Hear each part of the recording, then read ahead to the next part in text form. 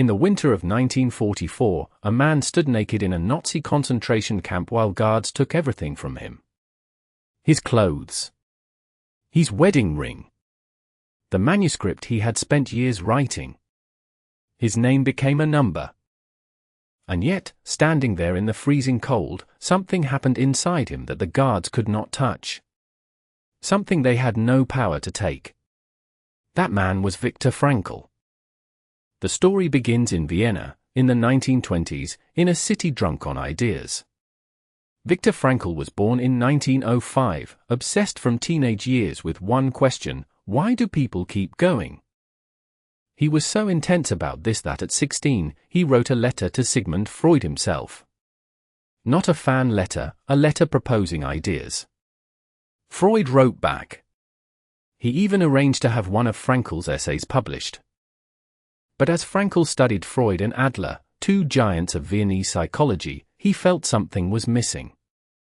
He kept asking, what about meaning? What about the person who sacrifices everything because they believe in something larger than themselves?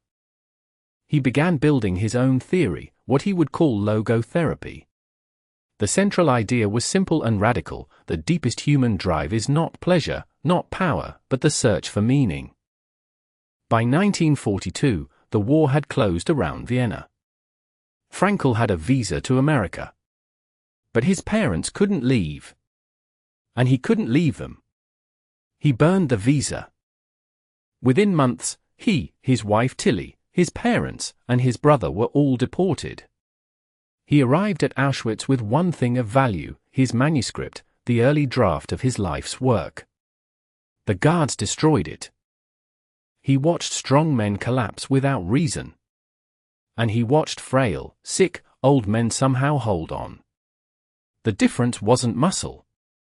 It was meaning. Men who had someone to return to found reserves of resilience that defied explanation. He saw men who lost their sense of why they were alive give up within days. Their bodies were fine. But something essential had gone out. He wrote about one man who said, "I have nothing left to live for." Frankl didn't offer false comfort. He asked, "But is there nothing that still expects something of you?" He helped the man see that his choices, even here, still mattered. That how he bore his suffering was itself a kind of answer. This is the observation everything rests on. Even in the worst conditions imaginable, even here, there remained one freedom that couldn't be taken. The freedom to choose your attitude. The freedom to